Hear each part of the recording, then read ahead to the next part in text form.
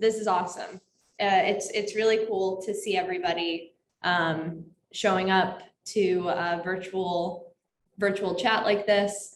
My name is Katie Kuzin. I'm the product lead at All Vision Technologies, and I have been working in the machine learning space for a few years now, and am really excited to share out a few things specifically about unsupervised machine learning and AI in this talk.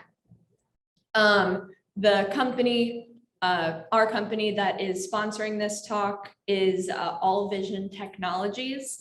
We are an unsupervised machine learning tool that helps make it much faster to bring machine learning from like start to finish in your company. And I'm going to be talking a little bit about how you can use our tool in the type of work that you do as well.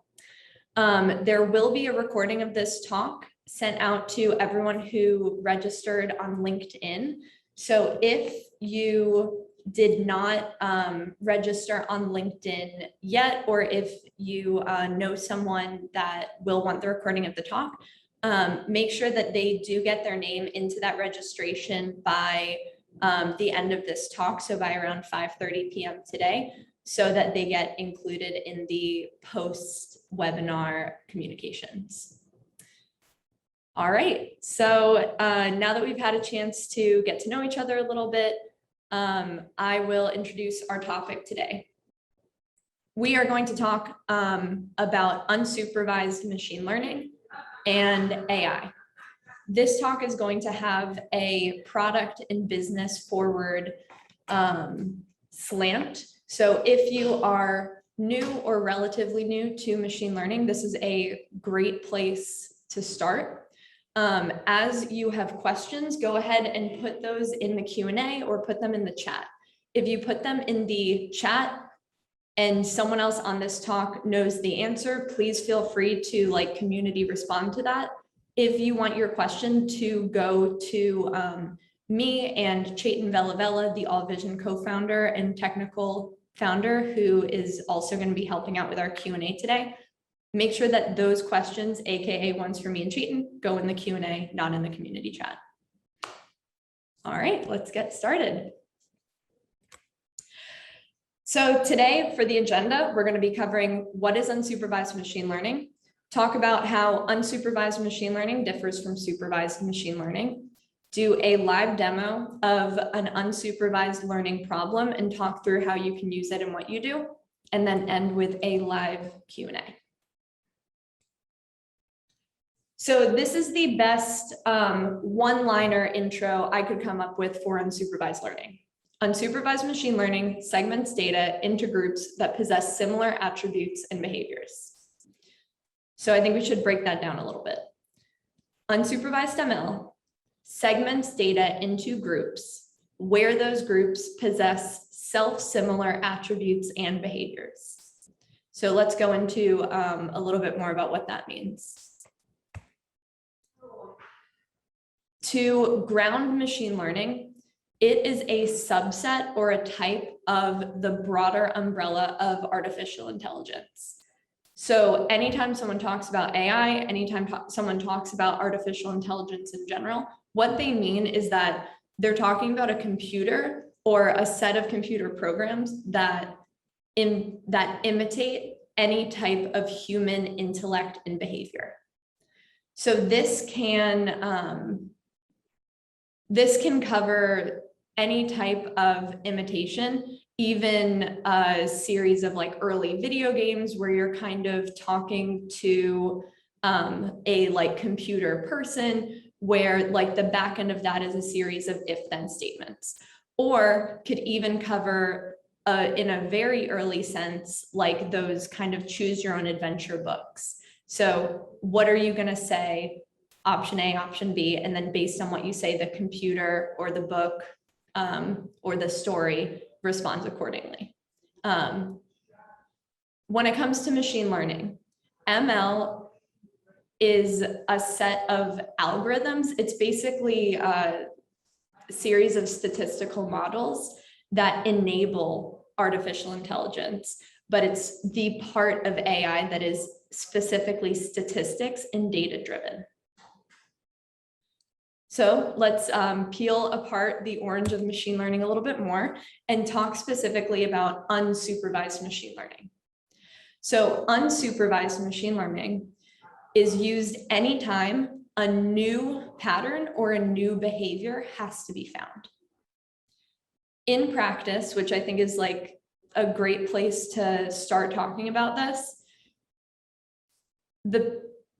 this type of machine learning is used by anyone who wants to segment information or data or users into groups that possess self-similar attributes and behavior.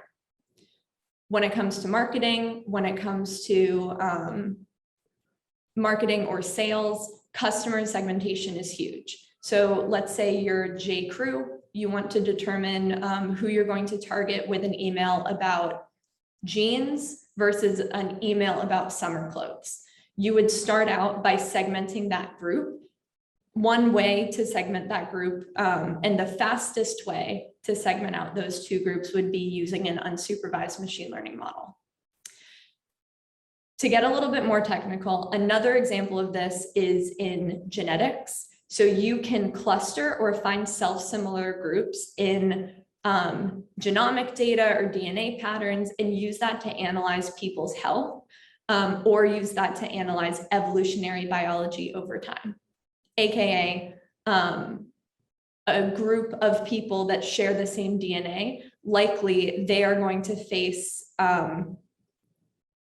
they're going to fit into similar health profiles, and potentially that data can be used to predict a certain type of health risk to them.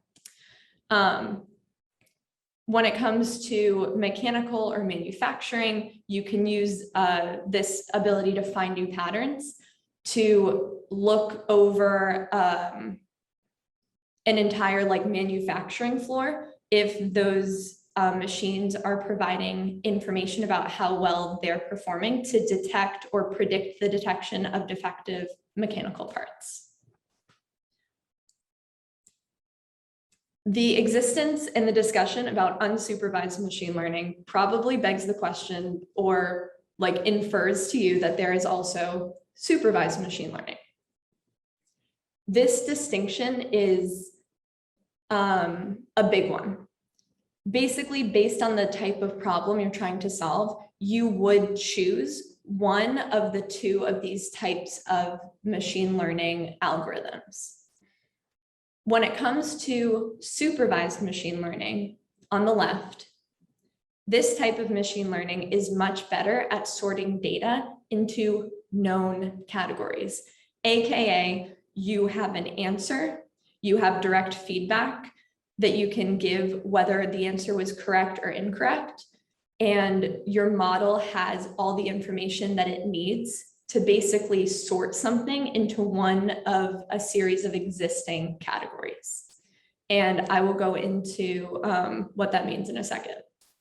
Before going into that, unsupervised machine learning is better at locating a change in trends because it finds and detects patterns inherent within the natural structure of data that you're giving the model.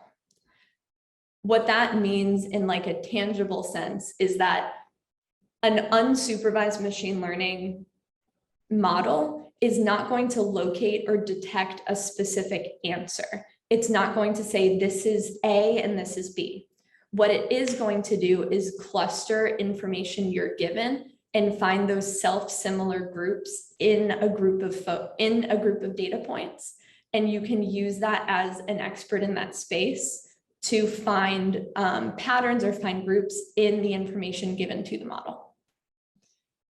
There are a ton of words on this slide, so I have an example for us coming up next that can probably break this down a little bit more. So let's think about supervised machine learning again. We have a model. We are going to feed our supervised learning model 100 pictures of cats and 100 pictures of dogs. Then we're going to feed the machine learning model another photograph and it will determine whether this picture here is a cat or a dog. And as predicted, it is able to correctly sort the cat into one of the categories that it has learned exist and learned that can be like quote an answer. But what happens when you give a supervised machine learning model something else, like a picture of Danny DeVito?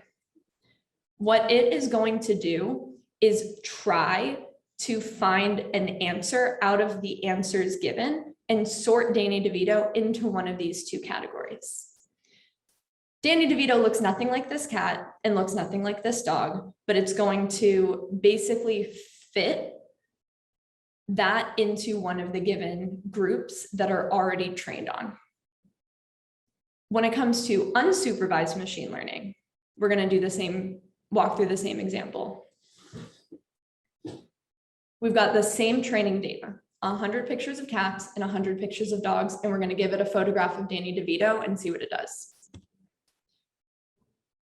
What an unsupervised machine learning model does, because it's looking for self-similar data points and not looking for an answer, is that it has no idea what Danny DeVito is.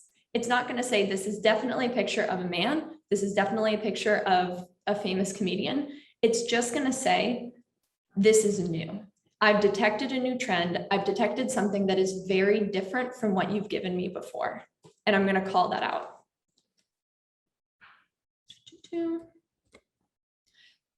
What that will look like in an unsupervised machine learning model is something like this. So you've got changes in your real world data. You have changes in your data where you've got one group of image one, which would be the blue dots, that would be like the cats. You've got the images clustered of the purple dots, which would be the dog. And then you've got something new cropping up. And again, an unsupervised machine learning model doesn't know what a Danny DeVito is. It just knows that it's not similar to what you've seen before. So what this looks like when it comes to like a more real world example, let's say you're an analyst at Capital One looking at purchasing data. There are likely going to be tons of different things that someone spends money on. And if you're clustering the people if you're using unsupervised machine learning to cluster your credit card users into different groups, you're probably going to end up seeing something like a group of people who mostly spend large amounts of money at once. Maybe they do larger purchases but fewer purchases. That type or archetype of user would be clustered into one group, whereas a type of person who performs their spending in a different way would be clustered into a different type of group. So one of the most powerful things that unsupervised machine learning does is it front loads a lot of the manual analysis that's generally needed to figure out who is using your credit card or who is shopping for jeans or summer clothes, like in the J. Crew example. So once this clustering occurs, you can go into this data and see the makeup of the groups and how they differ from one another. So it takes a lot of the cognitive load off of specialists in your fields by finding out like what the high segment variables are that break group one up from group two. Another way to think about supervised learning versus unsupervised learning is that supervised learning will break something up into A or B, answer one versus answer two. Whereas unsupervised learning is finding the groups inherent in the data that you already have. So we are going to do a workshop. I'm going to see if you guys are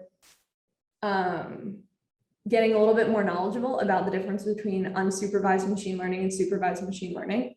So I'm going to ask a series of 3 questions. You guys are going to answer in the chat, whether it is unsupervised ML or supervised ML. And we'll take a break between each one. And from the group of people who answer correctly, me and my proctor, Lana, who you guys will hear from in a bit, we are going to pick someone who answers correctly in the chat for a Starbucks gift card. And we will be in touch with you about that afterward. So don't raise your hand, don't put it in the Q&A. This is something to put in the group chat. And we'll kick off the workshop. So you guys are going to decide which type of modeling, which type of machine learning is a better solution for the problem posed. So the first one, Facebook is sorting links that people post into fake news or real news.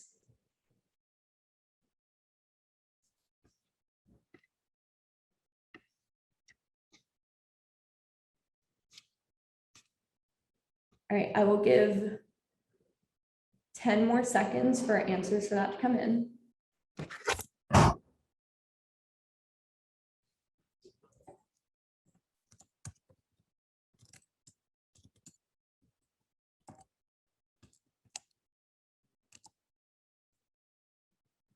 All right, and I'm going to cut this one off in 3, 2, 1. All right, so Facebook is sorting links into fake or real news. This is a supervised learning problem. So Facebook as an organization will likely have a few 100,000 examples of what a fake news link looks like, trained, sorted, and labeled.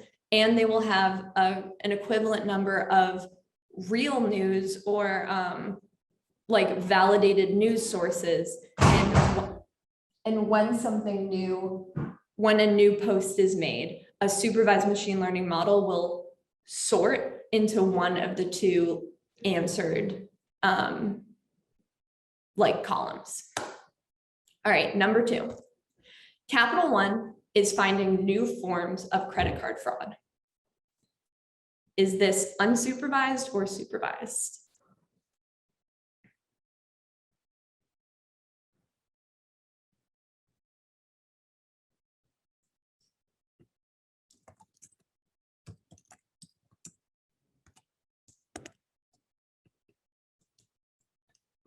All right, I'm going to give 5, 4, 3, 2, 1.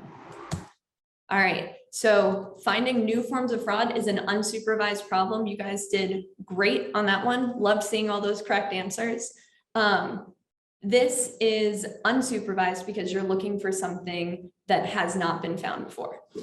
Fraud is actually a perfect use case for unsupervised machine learning due to the nature of how fraudulent transactions and bad actors tend to attack financial institutions. When you're dealing with fraud, you're dealing with a game of cat and mouse. The fraudsters and the bad actors are always one step ahead of large financial institutions, and they're always one step ahead of credit card users. And so what that looks like from a modeling perspective is if you are only using supervised machine learning, you are like statistics wise and math wise blind to any new behavior that could potentially be problematic, because that brand new behavior will just be sorted into known categories where new types of fraud and new types of bad actions tend to look new. And they've been looking new since people started exchanging money with one another, like way back in like the dark ages. So the game of cat and mouse is going to happen forever. And so when it comes to any new pattern, think unsupervised learning. And the third and final workshop question. Poshmark is grouping existing customers for a marketing campaign.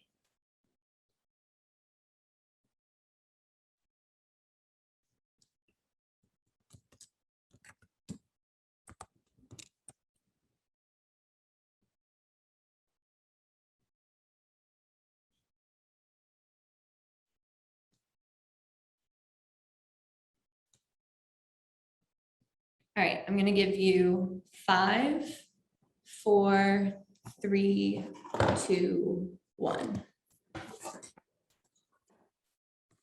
All right, so this is an unsupervised machine learning problem. You have a bunch of existing customers, and you are going to use unsupervised machine learning. Poshmark would use unsupervised machine learning, or hopefully all vision technologies, to group their existing user base and existing customers by finding self-similar patterns in their actions or their makeup as a customer. So one example of this would be, oh, hang on, we've got a few questions coming in. Will we be getting certificates at the end of this webinar? I'm going to answer that one live. Sure, I will make everyone a certificate for this. I actually think that would be really fun. This is an incredibly complex topic, and I would be very proud to give you guys all the Katie Cousin special on this one. All right. So let me actually make a note of that. All right, I'm a woman of my word. So let's go back to thinking about Poshmark. They would use unsupervised learning on their user base to sort the different types of people who use Poshmark to be able to communicate, to potentially, as one example, be able to communicate with them effectively. You're going to have people on Poshmark, different user profiles that consist of like a multitude of different, oh, hang on. Lana and Chayton, do you guys mind commenting so I can promote you to panelist?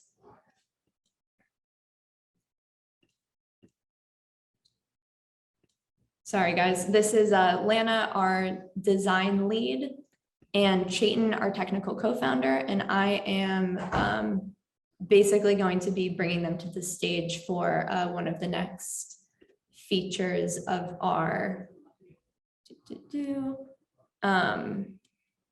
for one of the features of our next features of the talk.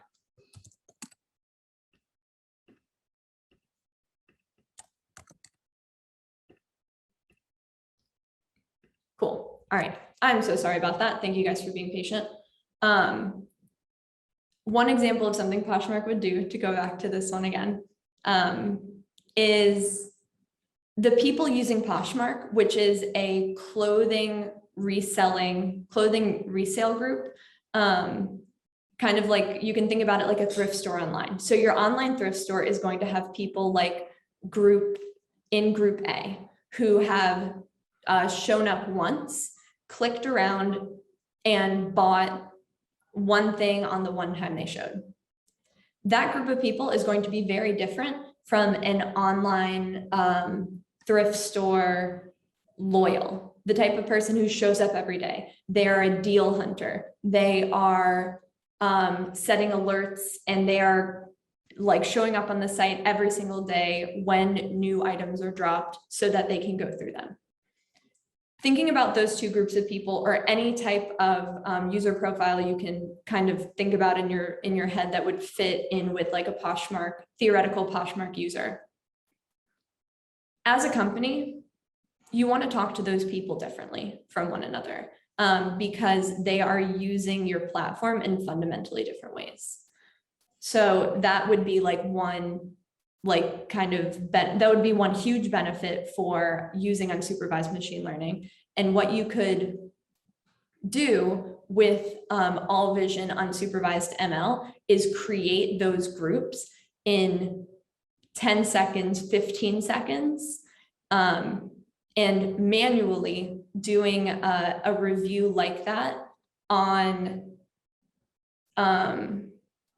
doing a review of that type and an analysis of that type manually for 100,000 online retail users would theoretically take months, as opposed to 15 seconds using an unsupervised machine learning model. So we're talking about a huge time saving, bringing unsupervised ML and all vision unsupervised ML into your flow. So right before we jump into the demo, I'm going to talk about why our unsupervised learning is like a step above the traditional method of using unsupervised learning end-to-end, doing a self-build or using open source methods available. So when it comes to clustering your data, which we were just talking about with the customer segmentation example, we have the tools built up and built out to be able to run your clustering to build and run your clustering in 10 seconds. Because those models are already built into the platform, and we will get there because I'm going to demo that for you guys in a bit. If you are using unsupervised learning to cluster your data, or if you're doing it manually, it would take, if we're thinking of using non-all vision unsupervised learning, the build time, choosing your models, choosing your hyperparameters can take weeks to months. Or if you're running this analysis yourself, it can also take weeks to comb through your data, manually understand who's there, and then decide what to do about it.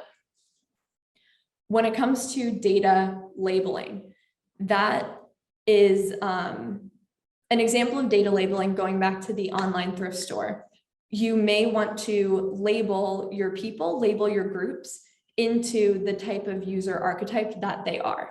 So you can cluster your data, cluster your users, and then bulk label the self-similar clusters so that your marketing team can run marketing campaigns, separate marketing campaigns on each group of people.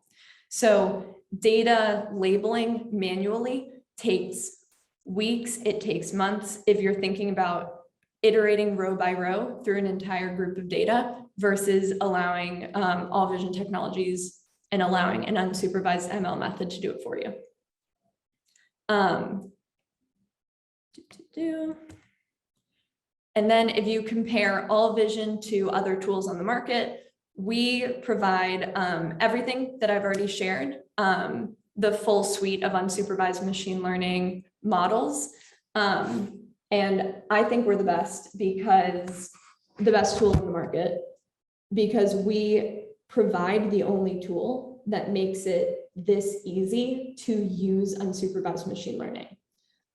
We provide support around our modeling to achieve massive end-to-end speedups and help with manual deployment that makes it 100 times faster to get end-to-end and get your unsupervised learning up compared to traditional unsupervised machine learning methods like scikit-learn and NVIDIA Rapids.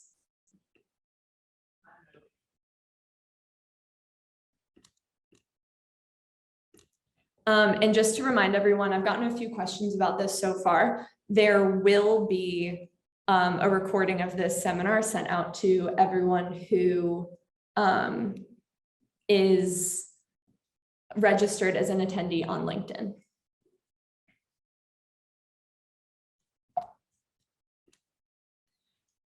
So to talk through where our company is right now, we've gotten some great traction.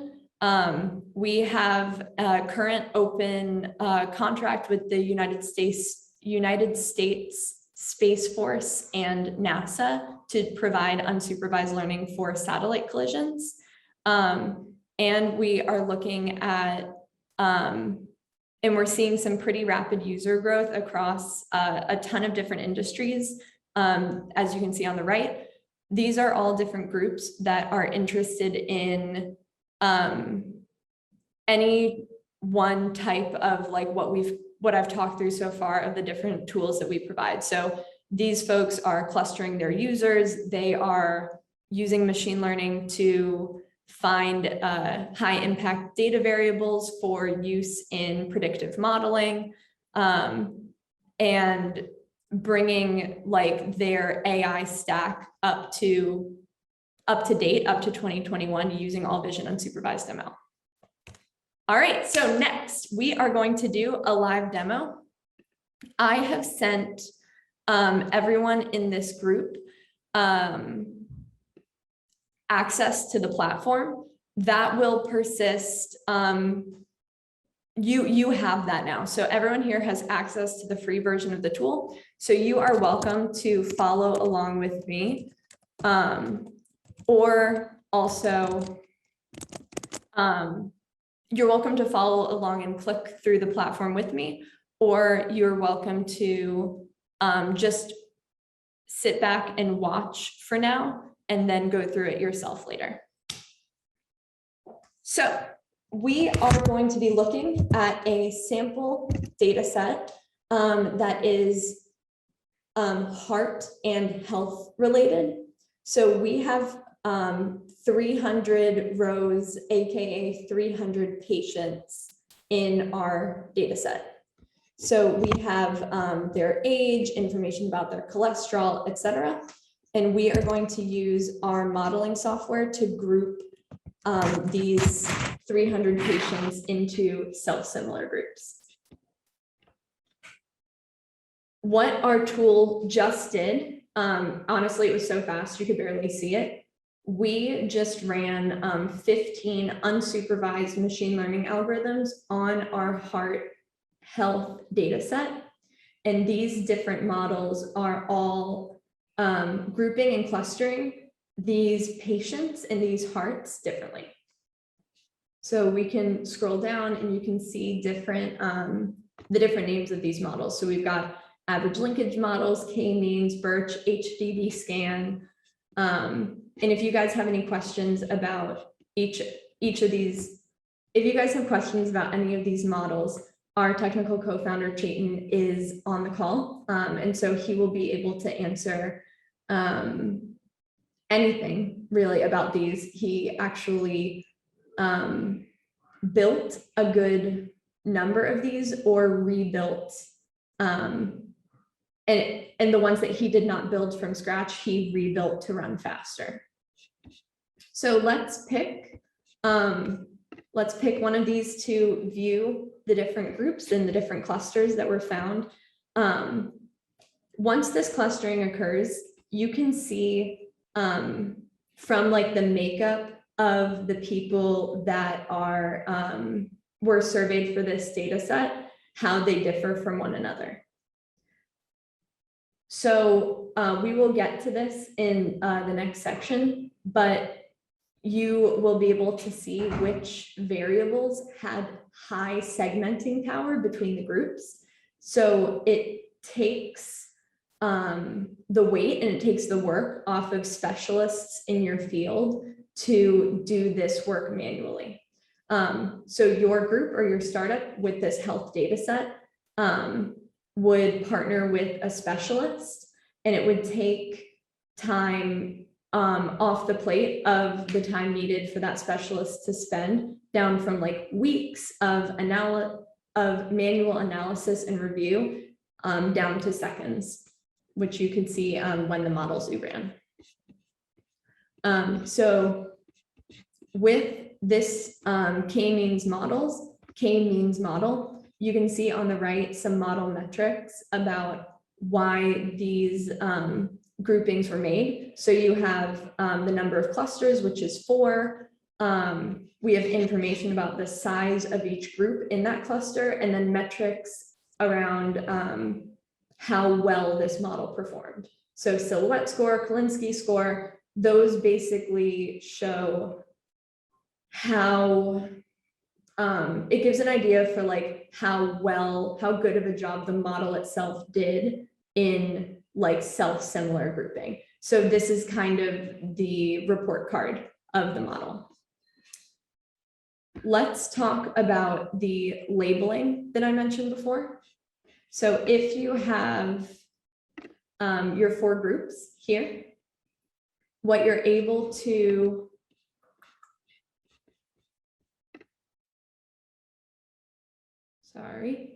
okay, let's say you have your 4 groups. You are able to select one of your groups and assign a label. So let's say you went in and you figured out that this group of heart patients were like very healthy. You can assign that label to this group of people, and it would be able to export that that group is healthy. How do we know that that's a healthy group versus another group? You are able to look and explore each cluster to see what statistically has made that cluster different from others. Before we get into cluster explainability, I'm actually going to bring us back to this chart. We're looking at a two-dimensional chart. When it comes to the math and the statistics behind unsupervised machine learning, what we are looking at here is a two-dimensional rendering of a 56-dimensional space. And I'll say that again. We've got 300 patients who all had, as we saw before in the Data Explorer, they have a series of different, they have a bunch of different like numbers and tests and data that we have on each person. Sorry, I got a little,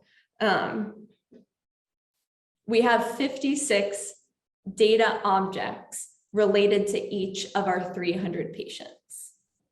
So what the model is doing is relating each of the 56 columns to one another and comparing each of those across the series and suite of 300 patients. So you effectively have column 1 multiplied by column 2, multiplied by column 3, multiplied by column 4, you're breaking into a 4th dimensional space, multiplied by column 5, and you're growing each dot in this multi-dimensional space, and then running a statistical model to see where in that 56-dimensional space you can draw a circle around a group of self-similar points. And so that is the basics of how this type of model is like operating and like working from a mathematical and statistical standpoint. So you might be wondering, how are we able to see the difference between these groups, right? You've got some clusters that have like you've got a ton of people who are grouped into cluster A, a ton of people who are grouped into cluster B. And generally it's pretty hard to see under the hood and see what the difference is between these groups. So I'm pulling up some screenshots here because this is a more like illustrative example of what I'm talking about.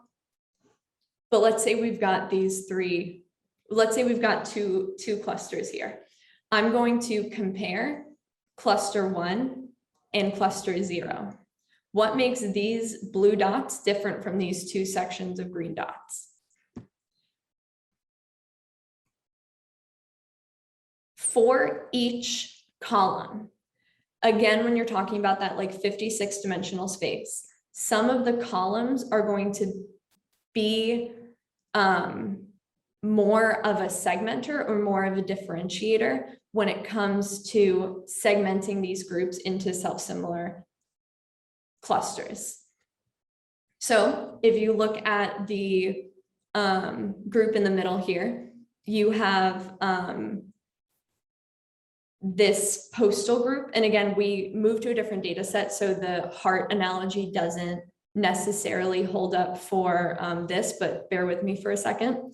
What you can tell is that the first cluster has a lower mean and a much higher like distribution where there are more people that are closer to 0, between 0 and 100. And then your other cluster has a much wider distribution between less than 0 and it appears 400,000 with a slight bimodal distribution of one mean clustered around 1 million and then a secondary much smaller mean clustered around 7 700,000. Sorry, I said million before. 100,000 and 700,000. If you look over here at latitude, cluster 1 again has in this one, cluster 2, which is the blue line, has a lower mean and a much higher density of latitude around 30, whereas the initial cluster, our green cluster, has a higher mean and a wider distribution of data. Let's take a breath here. It's a lot of information, and bring this back to our online thrift store example. This would be something that you could use. This tool, or the cluster explainability tool, is something that you can use to figure out what makes cluster 1 different from cluster 2. And an example of this would be group 1. How much money do they spend when they show up at jcrew.com or poshmark.com or The RealReal? What group 1 may do, if we're extrapolating this middle group, is they may spend a ton or have a lot of transactions that are lower in like average spend, whereas your other group has fewer transactions with a slightly higher spend. Or we can think about actions when they come to the site. You could say there's one group that has that goes through a ton of actions, but they have a much lower spend, versus a group that does more actions than the first group, but then ends up spending less over time. You would want to understand the difference between these two groups and why they respond that way, why they respond the way they do when they land on your site. All right, I am going to open up Q&A here. Okay, we will get to the questions that you guys have answered in the next section, that you guys have asked in the next section.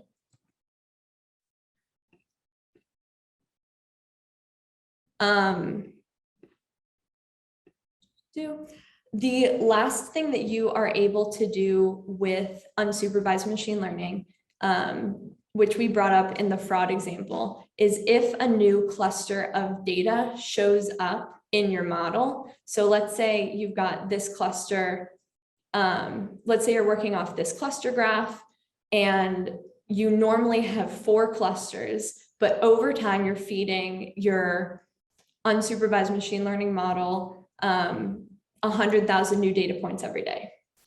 And perhaps for a week, those data points coming in all fit nicely into the 4 existing clusters. Things look good. You don't really have to do too much work. But let's say on the 8th day, you have a new pattern that shows up and a new group of actions that occur with that, a new grouping of actions that occur and create what is in fact a new trend. What would happen there is a 5th cluster would occur. That group would show up down here, or up here or over here, and you would be alerted to the fact that there is a new trend happening on the platform, or a new trend happening within your models. All right, so that is the demo part of our, that is the demo part of this presentation. We are going to move into a Q&A. So we've got Lana here, who's been monitoring the chat, and Chaitan, our technical co-founder. So Lana, do you have any questions for us? Yeah, should I read off the ones that are in the chat or in the Q&A section right now? In open, yeah. Yeah. So Aniket says, can we check accuracy of the model? Can we check accuracy of the model? Yes. So that is where that model report card comes in, that's on the right side of the model. So your silhouette score and your Karabinski score are both like statistical tools that are showing how accurate the model is. Chetan, do you have anything to add to that? No, that's a good explanation. Yeah. So the way that we primarily look at the accuracy of any specific model in unsupervised learning is like with the Kolinsky-Harabaz score and like the other silhouette score and like a few other scores that we're still building out. But that's definitely the right answer. It's like we're putting together a ton of scores to see which all have like different meanings that let you look best at like what the accuracy of any specific model is. Cool. All right, next question. Eric asks, are the axes defined using PCA? Chetan, that's going to probably be one for you. Yeah, no, that's a good question. So right now we actually use UMAP for our axes definition, but on the application itself, you can actually change the X and Y axes at the top of the application to go to a view that you're more familiar with when looking at the clusters. But yeah, the default axes are done via UMAP just because it's better at space preservation. All right. Eric also has a follow-up question. Can we change the axes to see the data from several perspectives? Might be useful for determining quality of the clustering. Yep. Like I said, in the application, if you go back, Katie, you can easily, like at the top, you can easily select any of different X and Y values, which are any of the numerical values within your data set, and easily change the X and Y axes to those axes specifically so that you can better understand what the clustering looks like along an axis that you might be more comfortable or familiar with. Awesome. Aniket writes, what if the accuracy is not efficient for our problem? Is there any feature in the product to increase the accuracy? Yeah, no, that's another great question. So we have like the manual hyperparameter tuning so that you can change any of the hyperparameters yourself if you feel that like the the hyperparameter optimization algorithms that we're using aren't selecting the best hyperparameters for your model. Past that, you can also use a different model. You're not restricted to use like the model that we give you to deploy that as API. You can deploy any of the models, not just the ones that have the highest Kolinsky-Harabaz score or the highest silhouette score. And past those two, if there's any time where you feel like the accuracy of the model is still lower than what you're looking for, you can feel free to reach out to us. If you're using the platform, we can definitely help you out, get the accuracy to a higher point. Yep, and I will go ahead and actually give a live demo for that. That's one of the things that is, I think, that is the coolest thing that we've worked on. We're looking at our model here. We've got 7 clusters in this k-means model. And let's say we want to bring this down to 3 clusters. I want to break this into 3 different groups. You can go here, update that in your hyperparameters, click here, Katie demo k-means, give it a new name, run this model, and the new model is being generated as we speak. Now you have a k-means model with 3 clusters instead of 7. We, like with All Vision, that took 10 seconds. Using normal manual unsupervised machine learning or not using our AutoML tool, that change would have required you to effectively like remodel your entire data set. And to do that manually would take 2 weeks, and it just took 10 seconds. So the lift there is like a big deal. All right. Wow. Lots of great questions. Keep them coming. Yep. Next question from Laura is, what type of machine learning is Netflix thumbs up or down being used to provide movie suggestions? So that's a good question. So the way that machine learning at places like Netflix and other recommendation engines works is that you want to like use the human given feedback of thumbs up or thumbs down or like watch time to get some type of supervised learning to understand or score like the quality or match of the recommendation to the user. But there, they also want to use things like unsupervised learning to better understand which types of content are similar to each other, to not just understand what content the user likes, but what other content is similar that the user also might like. So the part where it's trying to predict what content the user might, or like what type of content the user might like, is normally supervised, whereas like trying to figure out what other content is similar to the content you've already created, or what, which episodes or movies on Netflix are similar to other episodes or movies, that part is unsupervised. Cool. Lana, we've got time for one more question. All right. I guess How about the one on how detecting emerging behavior works? Yeah. Sure. The way that we do detecting emerging behavior is essentially the way it's very similar to like how the clustering algorithm and optimization works. So as new streaming data comes in, and this should answer the question underneath that I just quickly see as well. We take, we can work with both streaming data and bulk data, and the platform can take both.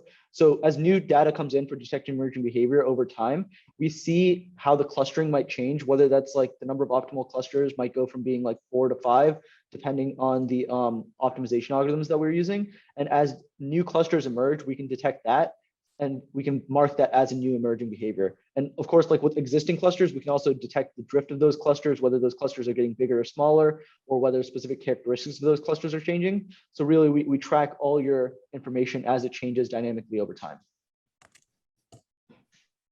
Yep. I'm going to show another screenshot of that's illustrating what Chaitin was talking about.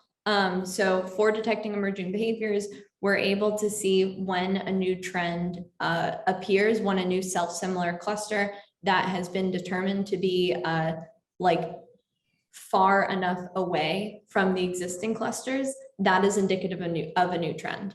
AKA, we've got 100 pictures of dogs, 100 pictures of cats, and now 5 brand new pictures of Danny DeVito.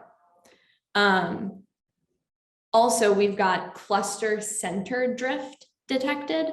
So Chaitin just touched on this, but we're able to let you know when there has been a change in the makeup of one of the clusters you have coming in.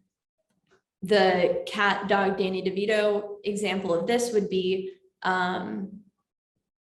let's say the makeup of the cat images you have coming in fundamentally change. The population is becoming more, there's more tabby cats coming in, or there's more Garfield cats coming in as like users to your platform.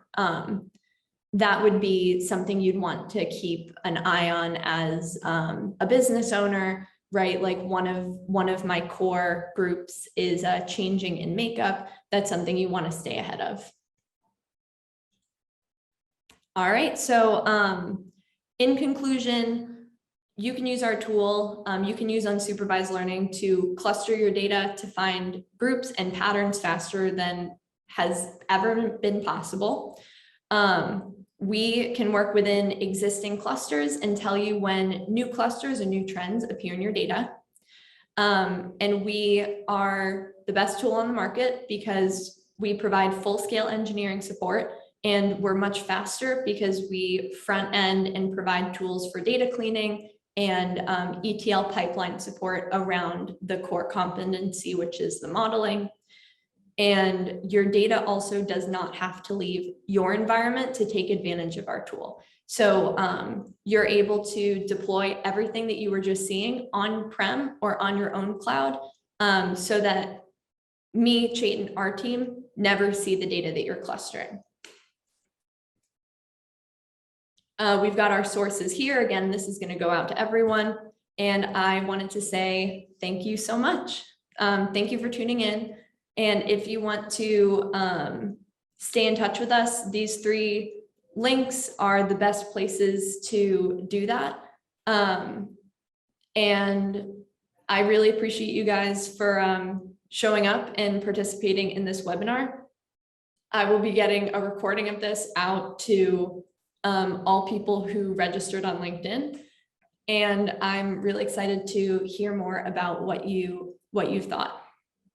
Thank you guys.